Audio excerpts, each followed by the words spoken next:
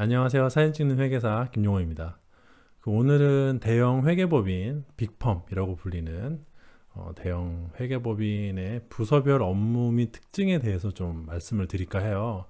근데 사실 이런 영상을 잘 촬영을 하지 않더라고요. 왜냐면은 자기 업무가 아니면 잘 몰라서. 저도 사실 이거를 좀 약간 조심스러운 측면이 있어요. 제가 감사팀에서 한 3년 4년 정도 근무를 했고요. 딜 본부 넘어가서는 한 1년 정도 근무를 했는데, 제가 이거를 촬영하기 전에 그 각 부서에서 일하는 사람들한테 어느 정도 컨펌은 받았는데, 그것도 어디까지나 제가 컨펌을 부탁을 드렸던 사람들의 개인적인 의견이고요. 실제 현실하고는 정말 차이가 있을 수밖에 없어요. 차이가 있을 수 있습니다가 아니라 차이가 있을 수밖에 없어요. 같은 텍스본부라고 해도 텍스본부마다 특징이 다 다르고, 감사본부만 해도 감사본부들끼리 또 특징이 다 달라서 그런 거를 좀 고려를 하고 이 영상을 보시기를 권해드립니다. 어디까지나 러프하게 그런 측면이 있다라고 말씀을 드리는 거고요. 예외도 존재하고 본부별로 굉장히 편차가 심하다는 말씀 먼저 드리고 시작을 하도록 할게요.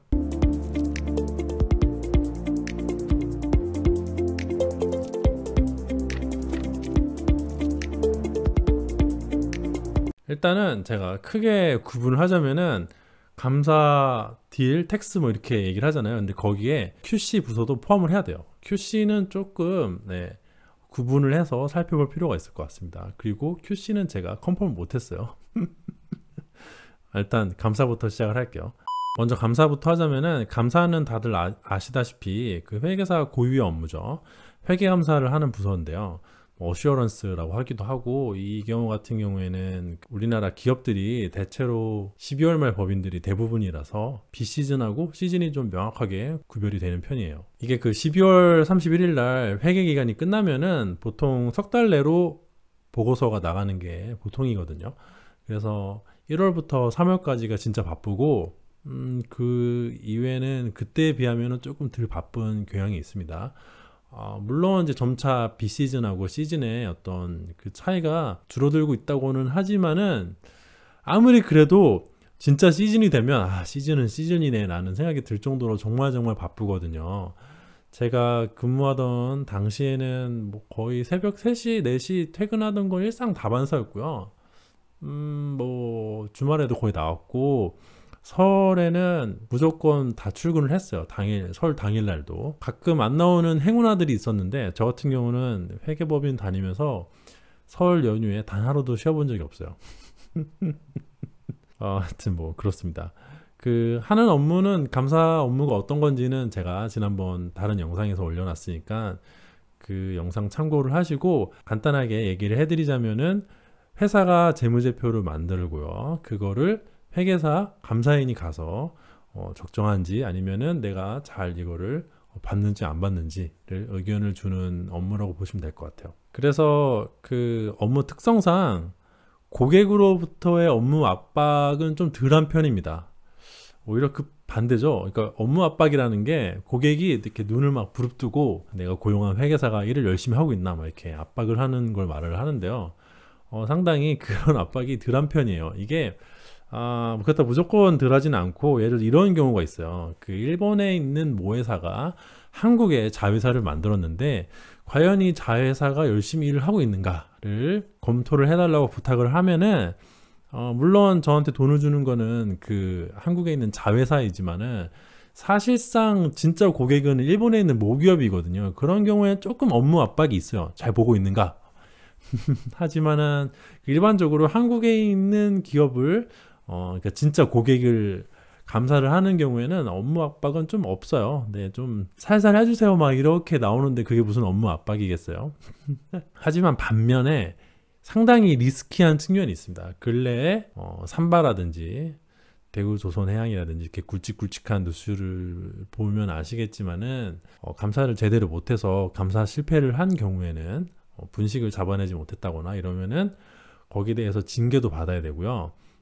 이게 무조건 법정 감사만 있는 건 아니지만, 감사의 대부분은 법정 감사거든요. 그 회사가 원치 않아도 강제로 감사를 받도록 되어 있어요. 법정감사가 아닌 경우에는 임의감사라고 하는데 어쨌든 대부분 법정감사이니까 그 나라에서 시킨 만큼 관리 감독을 합니다. 그래서 거기에 걸려서 뭐 금감원 감리나 항공의 감리도 있는데 감리 받아서 그 제대로 회계 감사가 안 돼 있다는 거를 뭐 발각이 되면 거기에 대해서 페널티도 받고 가끔 뭐 형사 처벌도 받을 수 있어요. 형사 처벌이라는 게 되게 막연하지만은 내가 그냥 일을 하다가 근로를 하다가 형사 처벌을 받게 된다. 상당히 그 무서운 일이죠. 그게 진짜 조금 뭐 그렇거든요. 그래서 어떤 리스키한 면도 있는 데다가 제가 지난번 영상 그 왜 회계감사가 제대로 될 수 없는지 영상에서 말씀드렸다시피 그 구조적인 모순에서 겪는 스트레스도 상당한 편이에요. 저 같은 경우에는 그 시즌 바쁜 것도 물론 힘들지만은 그 구조적인 모순에서 오는 스트레스가 상당했거든요. 과연 나는 누구를 위해서 이 업무를 하고 있는가 이런 고민을 하게 되는 순간들이 오는데 그래서 어느 정도 뭐랄까요, 좀 그렇습니다. 이 업무가 회계사 고유의 업무지만 조금 어려운 측면이 있어요. 뭐 그렇다고 단점만 있는가? 단점만 있는 건 아니죠. 근래에는 약간 연봉이 좀 올랐잖아요. 요즘에 대형 회계법인들 연봉이 좀 올랐어요. 상당히 오랜 기간 정체되어 있다가 제가 이제 퇴사를 하고 나니까 올라가더라고요.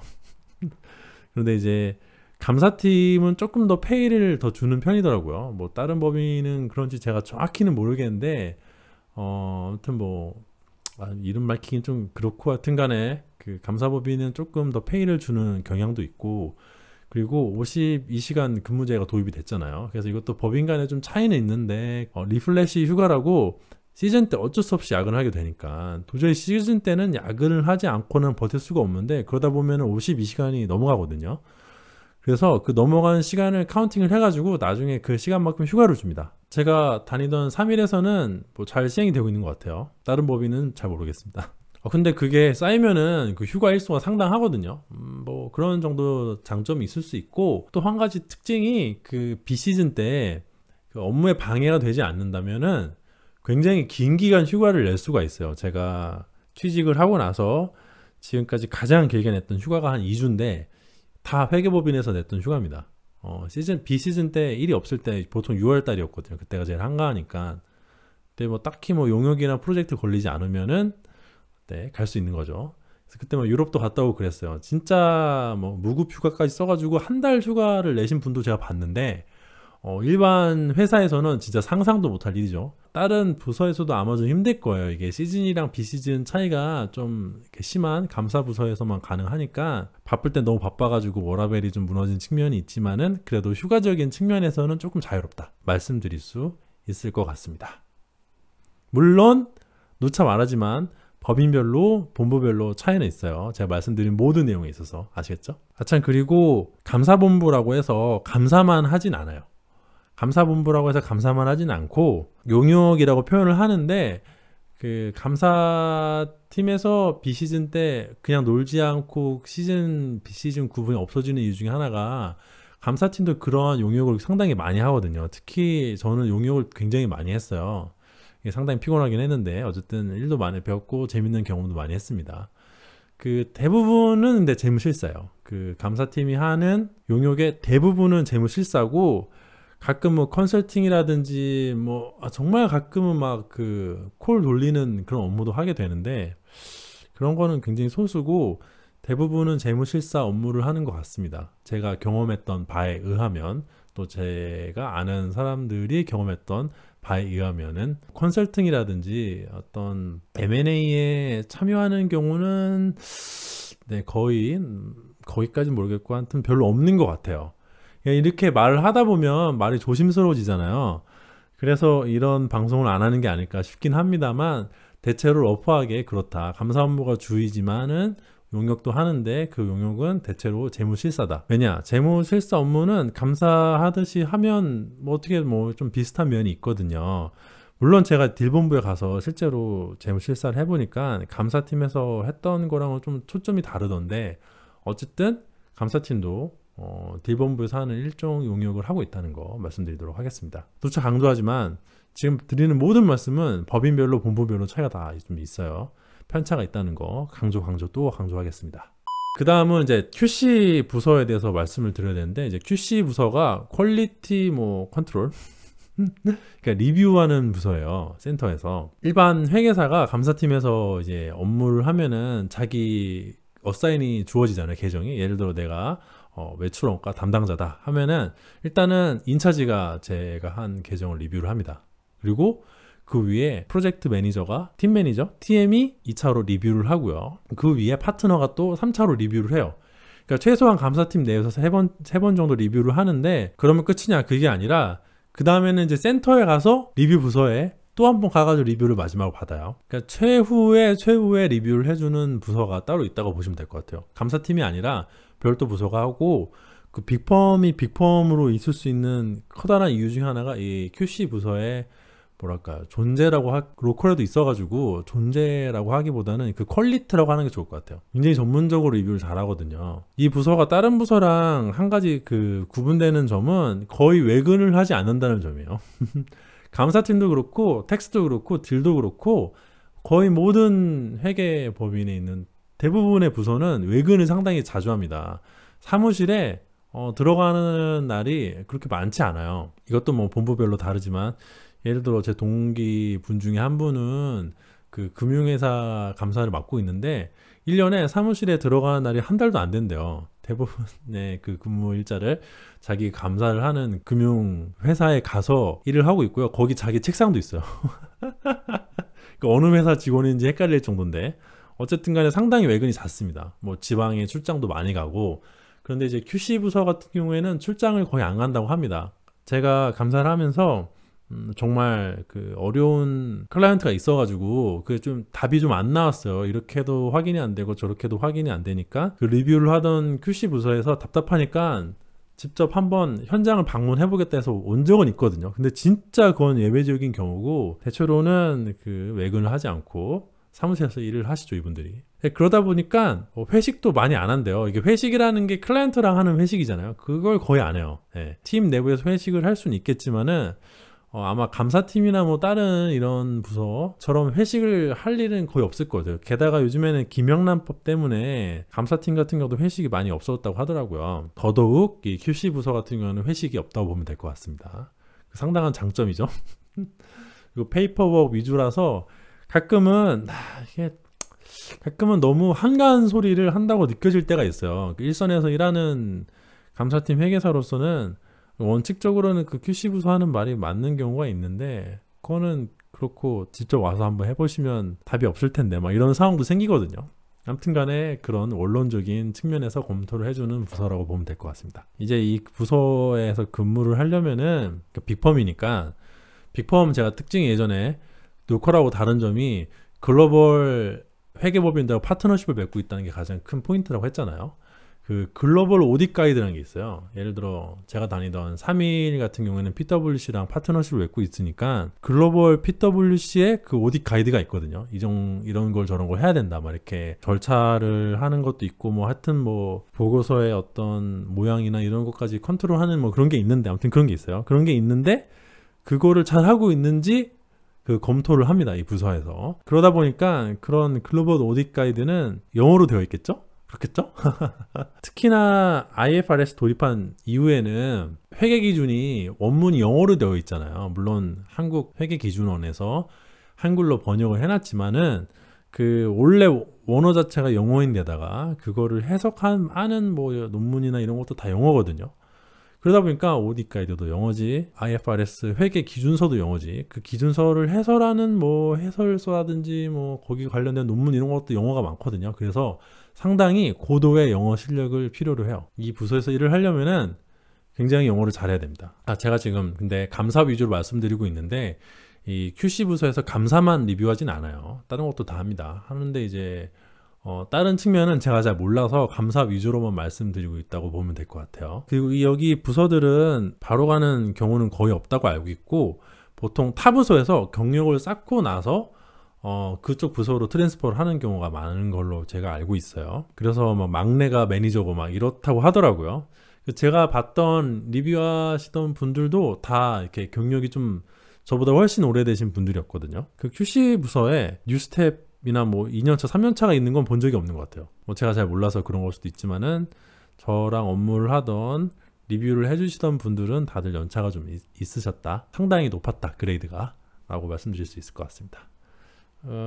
그리고 또 뭐랄까 이거는 그냥 들리는 풍문이라 제가 정확히 몰라요. 왜냐면은 그 QC 부서에 일하시던 분들은 제가 말씀드린 대로 그레이드가 높았기 때문에 제가 뭐 지금 막 유튜브 영상 찍겠다고 막 전화해서 확인드리고 막 이럴 수 있는 상황이 못 돼가지고 그냥 대충 이렇게 풍월로 들은 건데 아무래도 근속 연수가 좀 긴 편이라고 들었어요. 다른 부서에 비해서.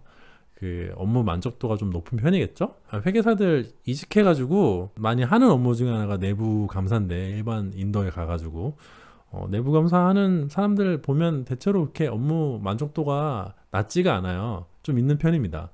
비슷한 측면이지 않을까 싶어요. 아무래도 일선에서 클라이언트랑 아니면 뭐 이렇게 정글에서 뛴다고 표현을 해야 되나 아무튼 그런 것보다는 한 발짝 뒤에서 하는 거라서 좀 스트레스, 그러니까 물론 여기저기서 업무가 상당히 많이 들어오니까 나름대로 스트레스는 받겠지만은 가장 최전선에서 하는 사람들보다는 좀 적지 않을까? 라고 제가 조심스럽게 추측은 해봅니다. 근데 막상 업무하시는 분들 본인 의견은 다를 수 있어요. 제가 어디까지나 이건 정말 약간 뭐 뇌피셜이라고 생각을 하시고 제가 근무를 하면서 보기에 그랬다 정도의 의견으로 받아들여 주시면 될 것 같습니다. 자, 그럼 다음 이제 딜 본부인데 뭐 딜 컨설팅, 뭐 파스, 뭐 여러 가지 이름이 있죠. 근데 여기는 좀 제가 말씀드리기가 상당히 조심스러운 게 진짜 여기는 하는 일이 많아요. 딜이 뭐 하는 데인가요? 이러면은 제가 맨날 하는 말이 감사 아니고 텍스 아니면 다 딜이다 라고 하는데 정말 진짜 많은 업무를 하거든요. 정말 종류가 다양해요. 그래서 이게 뭐라고 해야 될지 모르겠는데 크게 보면은 뭐 파스라고 해야 되나 아무튼 업무가 상당히 다양하다. 정말 5만 가지를 하고 있다. 돈만 주면 다 한다. 약간 이런 느낌이라고 보시면 될 것 같아요. 감사 같은 경우에는 감사 시즌이 있고 텍스도 시즌이 있잖아요. 근데 여기는 시즌하고 전혀 상관이 없어가지고 그 프로젝트별로 업무 강도가 상당히 달라져서 진짜 변동성이 큰 편이에요. 플럭추에이션이 진짜 심해요.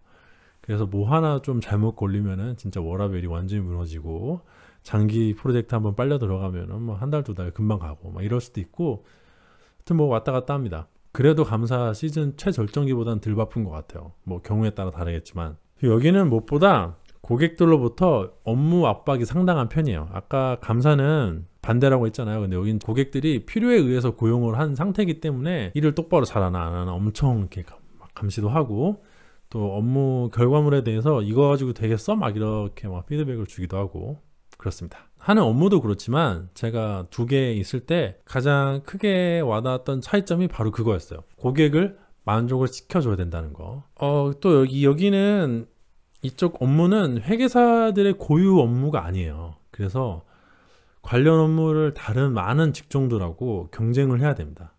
특히 뭐 증권사, 투자은행, 뭐 컨설팅 펌 이런 데랑 경쟁을 심하게 많이 해야 돼요. 또 구찌가 진짜 큰 건들은 약간 회계법인한테 안 오는 경향이 좀 있거든요. 그래서 회계사들이 약간 불만이 있긴 한데 M&A나 이런 게 있으면은 진짜 구찌가 큰 건은 보통 법무법인이나 IB 이런 데서 가져가고 약간 좀 제일 남은 게 회계법인한테 온다고 해야 되나 약간 그런 측면이 좀 있어요. 이번에 아시아나 같은 경우에도 결국에는 주관사를 그 스위스 CS인가? 뭐든 그런 IB에서 가져간다고 하잖아요. 뭐 경쟁하는 국내 업체가 있다고 하는데 그것도 이제 뭐 NH 계열의 어느 뭐 증권사 뭐 이런 썰이 있어가지고 회계법인이 거론되진 않습니다. 그리고 또 그 업무를 하다 보면 제가 느낀 게 그 가장 일을 많이 하면서 피가 적은 것 같기도 했었어요. 그 법무법인 하는 변호사들은 와서 칼퇴를 하고 텍스 관련해서 일하는 텍스팀은 조금 더 야근을 하는데 재무실사나 밸류에이션 하고 있는 대본부 사람들은 제일 늦게까지 야근을 한다거나 약간 그런 측면이 좀 있거든요. 그래서 타 업종이랑 경쟁을 해야 되는데 그 경쟁이 좀 쉽지만은 않다. 그런 느낌이 좀 있었다.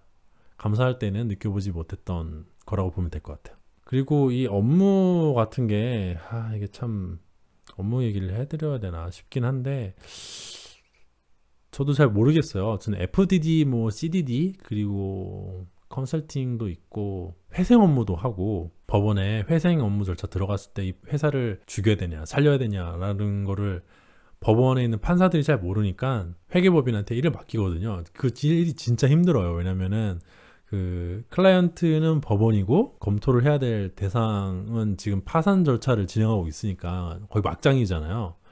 눈에 보이는 것이 없기 때문에 굉장히 이제 터프하거든요. 거기 분들은. 근데 그런 업무도 있고, 또 뭐가 있을까?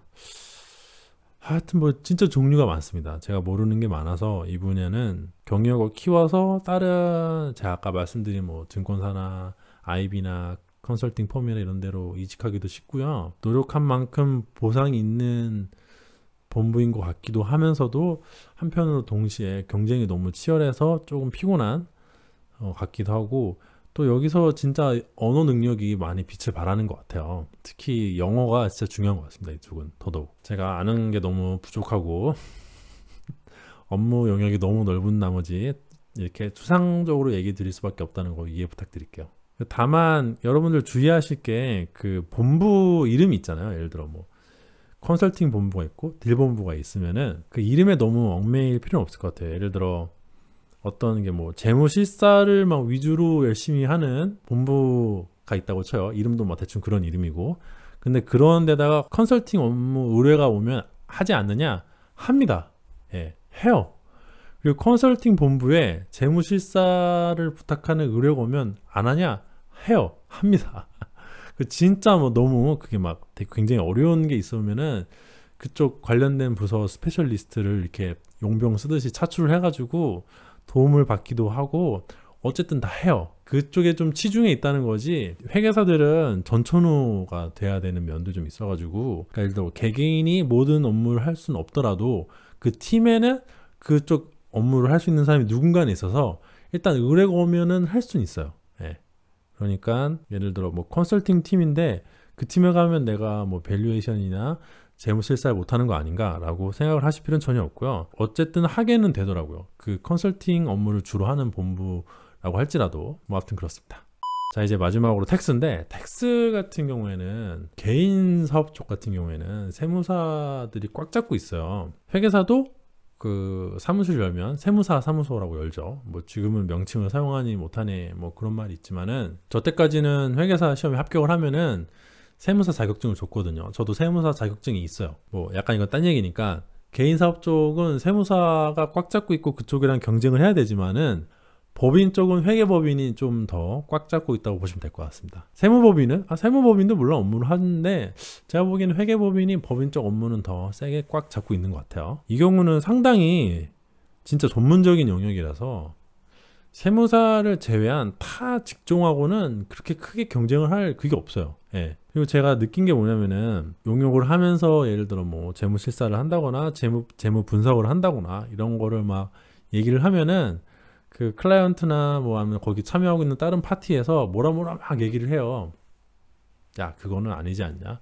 내가 막 이게 뭐 앱있다가 뭐 어쩌고저쩌고 막 이런 얘기를 합니다. 그러면은 뭐 그중에 맞는 말도 있는데 틀린 말도 있고 하거든요. 거기 뭐 경영자가 MBA를 나왔어요. 그래서 막 이런저런 얘기를 하는데 뭐 의견 타당한 쪽도 있지만은 뭐 전혀 뭐 얼토당토하는 얘기를 할 때도 있고 막. 그런데 텍스는 회계사가 이건요 이래 가지고 이렇습니다 라고 얘기를 하면은 그냥 다 고개 끄덕끄덕하고 넘어갑니다. 뭐라고 토를 안 달아요. 왜냐면 모르니까. 국내에서 예를 들어 뭐 아무리 미국에서 유학을 해봤자 거기 미국에 있는 세법이랑 한국에 있는 세법 다르고, 한국에 세법 공부를 해봤자 뭐 회계사만큼 공부를 하겠어요? 일반 그런 MBA나 이런 데서 절대 세법 공부를 그렇게 할 수가 없어요. 그래서 세무학과를 나와도 회계사보다는 훨씬 모르고요. 아무튼 뭐 그런 게 있습니다. 이 부분은 진짜 매우 전문적인 영역이라 다른 세무사를 제외하면 그렇게 뭐 경쟁하고 있지 않은데, 세무사랑은 포진되어 있는 영역이 좀 다른 것 같아요. 제가 보기엔. 대신에 그렇게 전문적인 만큼 정말 끊임없이 공부를 해야 됩니다. 여기는 공부가 끝이 없어요. 다른 거는 조금 실무를 하면서 배워가고 감각을 키우고 약간 이런 느낌이 있는데, 이 텍스는 정말 공부를 한다는 마음으로 공부를 해야 돼요. 텍스 본부 같은 경우에는 시험 보는 데도 되게 많거든요. 주에 한 번, 뭐 월에 한두 번, 막 이런 식으로 그 세법 문제 풀고 막, 막 스터디하고 막 그런 게 있어요. 의사 선생님들 평생 공부하잖아요. 거의 비슷합니다. 여기도 계속 공부를 해야 돼요. 세법도 계속 바뀌고요. 물론 뭐 감사도 회계 기준 바뀌면 공부를 해야 되지만은 세법 바뀌는 거 공부하는 거에 비교할 바는 좀 아닌 것 같습니다. 그리고 뭐랄까 좀 특징이 팀 프로젝트로 움직이는 타 부서랑은 다르게 조금 더 이렇게 움직이는 인원도 소규모이고 회사가 작으면은 혼자서 업무하는 경우도 많더라고요. 물론 뭐 리뷰는 받겠지만 세무조정할 때 제가 인차지를 하던 회사 몇 개는 인차지가 감사 끝나고 나면은 텍스에서 와가지고 세무조정 해주고 가거든요. 그거 받아가지고 뭐 법인세 비용 회계 처리하고 그러는데 그때 보면 혼자서 하시더라고요. 혼자서 하는 회사 되게 많았어요. 물론 회사가 좀 커지면 혼자서 못하고 팀으로 하지만은 감사팀보다 훨씬 인원이 소규모고 약간 조금 더 개인 플레이 하는 경향이 있어요. 팀으로 움직일 때보다는 개인으로 일을 할 때가 훨씬 스케줄 관리하기가 좋습니다. 팀으로 하다 보면 약간 비효율이 생성이 된다고 해야 되나? 나는 지금 내 할 일이 다 끝났는데 타 팀원이 어느 정도 일을 해줘야 그 다음 단계로 진행이 될 수 있는데 타 팀원이 일이 안 됐으면 기다려야 돼요. 대기를 해야 돼요. 그래서 막상 할 게 없는데 집에 못 가고 막 기다리고 있는 경우도 좀 생기고 그러거든요. 근데 혼자서 일을 하면 그런 게 없죠. 또 인원이 작아지면 그런 면이 좀 적어집니다. 그래서 약간 스케줄 관리하는 게 좀 편하고 그러다 보니까 워라벨이 조금 감사팀보다는 좋다고 하는 편이에요. 업무의 강도 자체도 감사보다는 조금 편하고 근데 이것도 뭐 케바케라 제 동기 한 명 같은 경우에는 진짜 텍스 가서 엄청 바쁘게 고생을 했어요. 뭐 운이 좀 없는 편이라고 하는데 개인차도 있고 본부도 차이도 있겠지만은 감사보다 확실히 조금 널널합니다. 그리고 여기 텍스 같은 경우에는 드물지만 로펌으로 이직하는 경우도 있어요. 김앤장으로 가는 경우도 제가 뭐 건너 몇 번 봤었고 다른 데 있다가 로펌 가긴 쉽지 않은데 텍스에 있으면은 로펌 가거든요. 그런 면에 있어서 내가 예를 들어 로펌에 가고 싶다라는 야망이 있으면 거기는 연봉이 세잖아요. 이번에 저희들 연봉도 올라왔지만은 로펌 연봉은 더 세기 때문에 또 하늘도 다르고 거기 가가지고 좀 더 뭐랄까 포부를 펼치고 싶다 이러면은 갈 수도 있다는 거. 텍스는 업무는 뭐 세무조정 하는 업무도 있고요. 그거 외에 뭐 경정 청구 해가지고 싸우는 업무도 있고 또 텍스도 일종의 용역을 하기도 합니다. 이거는 제가 구체적으로 업무를 안 해봐서 뭐라고 말씀드릴 게 없을 것 같아요. 가끔 보니까 뭐 TP 이런 것도 해요. 이전 가격인데 그 이전 가격이 세무적인 이슈가 많거든요. 그런 경우에는 그런 쪽에 차출돼서 용역을 하기도 하고요. 이게 회계사들 특히 저처럼 텍스팀에 안 있어 본 회계사들은 저 세법 몰라요 뭐 이렇게 얘기하기를 되게 꺼려하지 않아요. 아니 회계사가 세법을 잘 몰라? 되게 의아하게 생각할 수도 있는데 그쪽이 굉장히 전문적인 영역이라는 걸 알고 있기 때문에 나는 나대로 내 전문적인 영역이 있는 거고 텍스는 텍스대로 영역이 따로 있는 거라 텍스 모른다고 말하는 게 전혀 부끄럽지 않다고 생각을 합니다. 모르면 모르는 거지. 그게 얼마나 어렵고 전문적인 영역인데 거기 일을 안 해보면 모르는 거 아니겠어요? 그래서 회계사들도 텍스 업무를 안 해보면 나 텍스 모른다 라고 부끄럽지 않게 말할 수 있을 정도로 굉장히 전문적인 업무라고 보시면 될 것 같습니다. 이상으로 제가 그 대형 회계법인에 크게 보면 물론 여기 말고도 어드민 본부가 있는데 거기는 회계사가 근무하지 않은 경우가 대다수니까 예를 들어 뭐 총무라든지 인사라든지 이런 조직도 분명히 회계법인 안에 있는데 그런 데는 빼고 감사, QC, 딜, 텍스 이렇게 네 가지에 대해서 살펴보았는데요. 제가 아는 한도 내에서 썰을 풀었다고 생각을 하시면 되고요. 굳이 회계사 분들이 이 영상을 볼 것 같진 않은데 만약에 현 업에서 일을 하고 계시는 타부서에서 경력이 좀 되시는 분들이 이 영상을 보신 다음에 야 저건 좀 사실하고 다르다. 내가 아는 거랑은 좀 달라. 아니면은 옛날에는 이랬어? 또는 지금은 좀 바뀌어가지고 이래. 뭐 이런 점이 있다면은 댓글로 남겨주시면은 좀 더 감사하겠습니다. 제가 개인이 알 수 있는 게 한계가 있잖아요. 아는 선에서 최대한 뭐 확인을 좀 해보긴 했는데 그래도 분명히 한계가 있으니까 그러면은 또 조심스럽다는 거 강조하도록 하겠습니다. 네, 이상으로 오늘 영상 마치도록 하고요. 오늘도 제 영상이 도움이 되고 재미가 있었다면 좋아요와 구독도 부탁드리도록 하겠습니다. 시청해주셔서 대단히 감사합니다.